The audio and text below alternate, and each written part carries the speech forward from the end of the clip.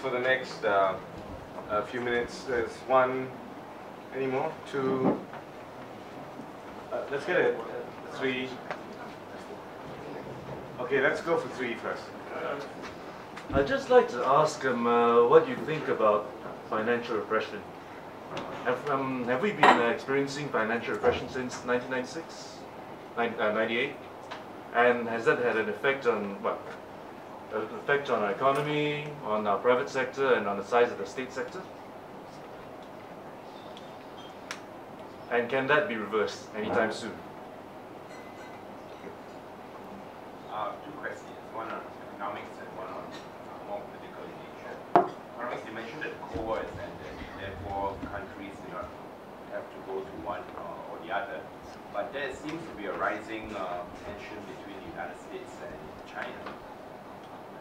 Would there be return to some Cold War mentality, thereby leading to more inefficiency? The second one would be, should Pakistan come to power, the likely leader would be someone who has been sent to jail for right or wrong reasons. Would he go after those people that put him in? Especially the ones with the family lineage. Mine is actually more of a comment with some questions attached, but it's a bit left field, so maybe you should deal with these questions. Okay, maybe we'll deal with those two first. Oh, I think, could I know people's name? Because My name is Vincent. Vincent, you want to say something about your background? I work in IT. No, the reason I talk about financial repression is because I was studying in Shanghai for a while, and at the time, there was a big debate about the growing debt issue in China, and the growing size of the state sector, and the fact that the interest rates were like so far below the inflation rate. The commentator that I follow a lot on this would be Michael Pettis at Peking University. Okay. So, my name is Chang. I work for a research company, and I'm a student of economics as well. My favorite book is the Freakonomics. So, what is your third question? I'm a foreigner that lives in your country. What do you do, sir? My name is Peter Duke. I'm a Londoner. And my question, sir, is there's a vast difference between Malaysia, perhaps, and Mexico, and China, and other countries that you mentioned, in as much as this country, almost everybody in this room today could get a job elsewhere, because there's a very large amount of people here that have been educated overseas, would be very welcome elsewhere. How would you deal with that in terms of shock therapy or the pace of change?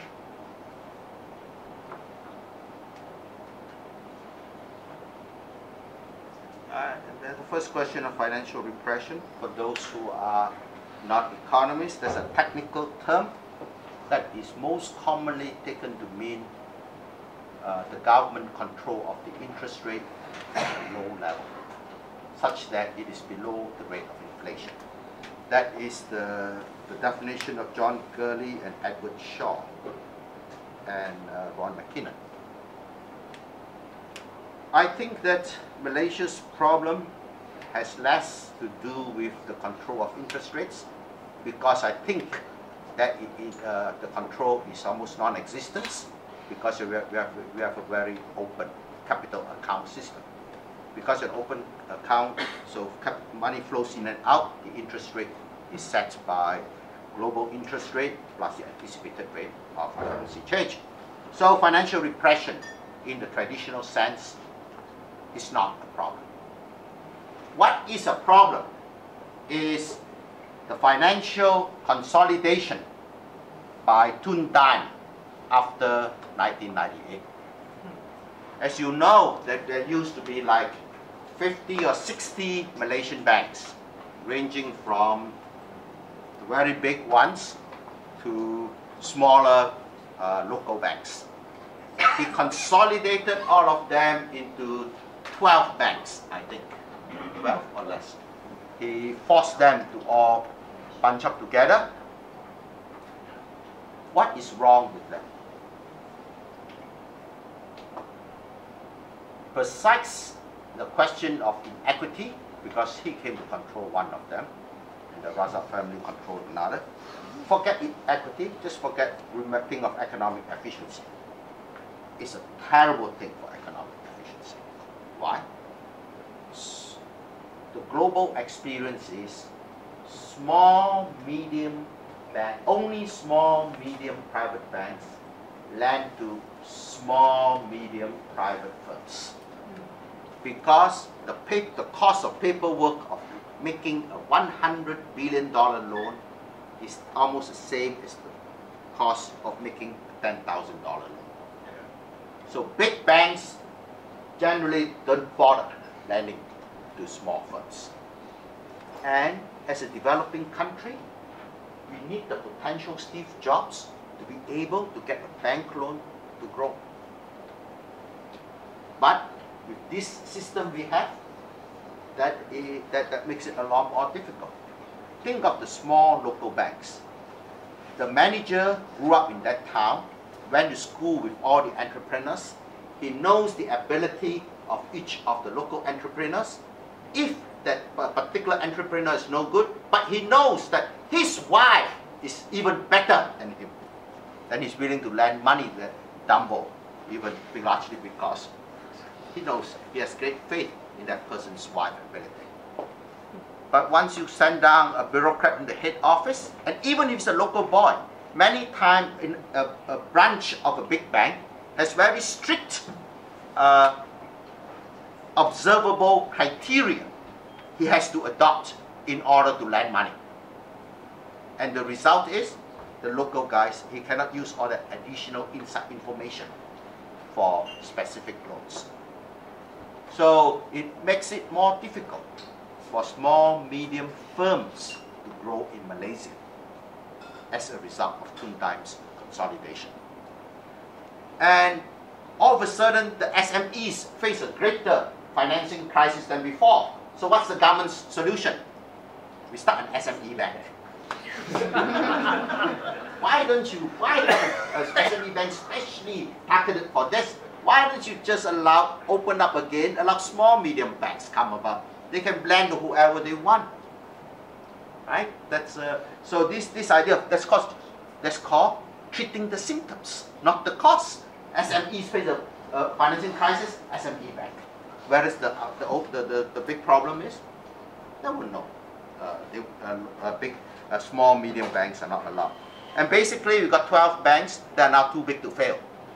If any one of them gets in trouble, the government has to go and bail them out.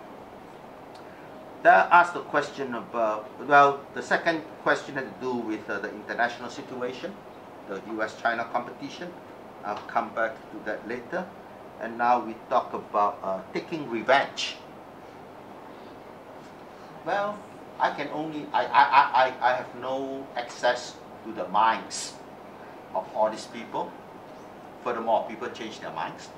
But more importantly, if you go by what people say, Anwar has said it many times, that he's not going to be bothered with Mahathir. Undoing Mahathir's legacy will be more painful for Mahathir than I think throwing him in jail. You know, it's like not building the crooked bridge to Johor.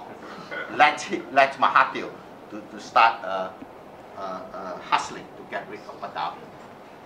So I think I, for one, think that many of the things, like if there are, like many people get rich because of government monopolies, don't go after those rich people. Just open up the industry to entry. You know, the real money is from the creation of wealth, of more wealth, not the redistribution of the old wealth. So I think if the new government is rational and growth-oriented, it would only go possibly after the most egregious cases of stealing.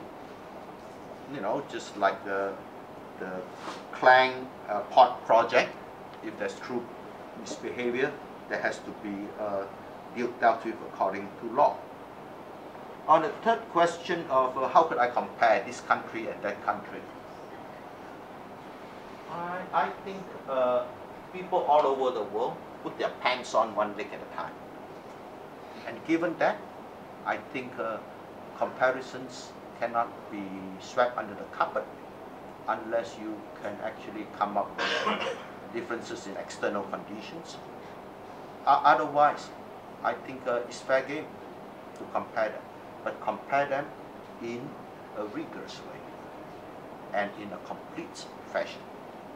So I am pretty comfortable comparing the experiences of Mexico and China with Malaysia.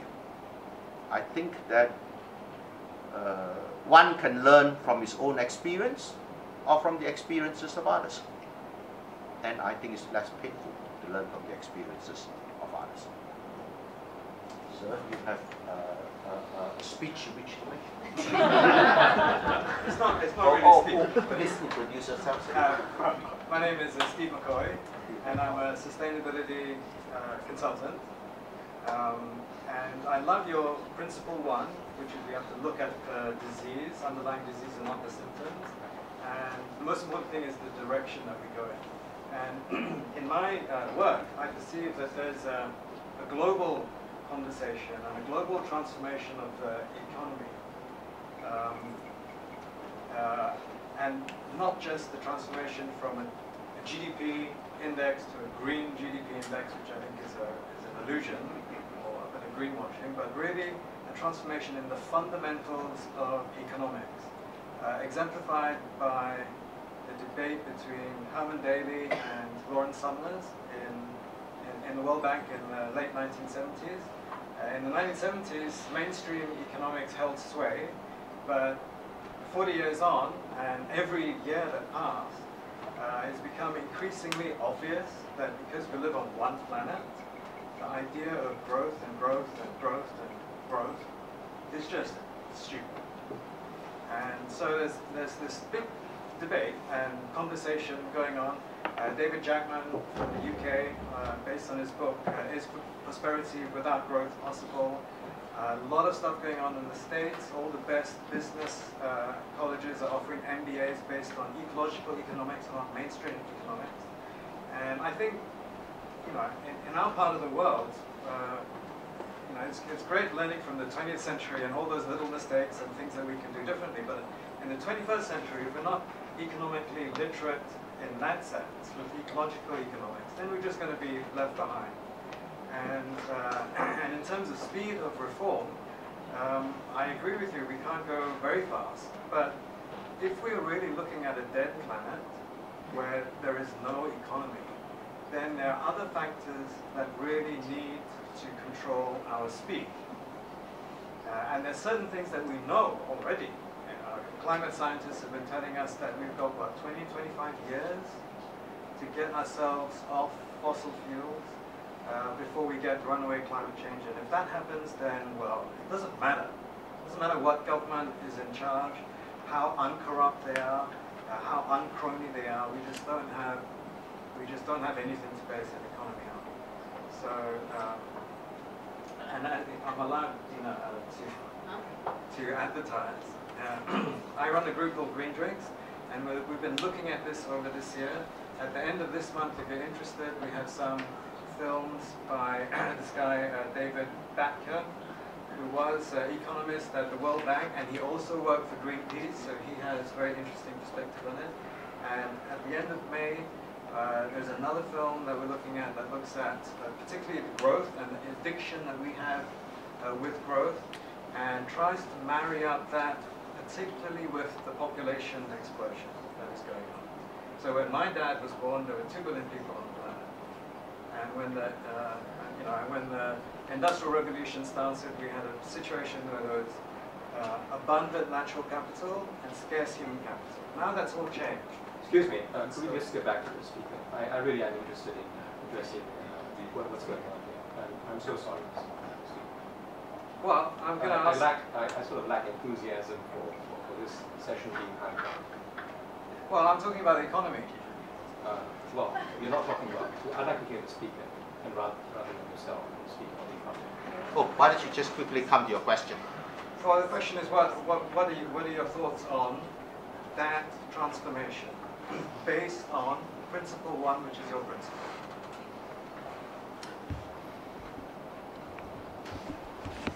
There's no doubt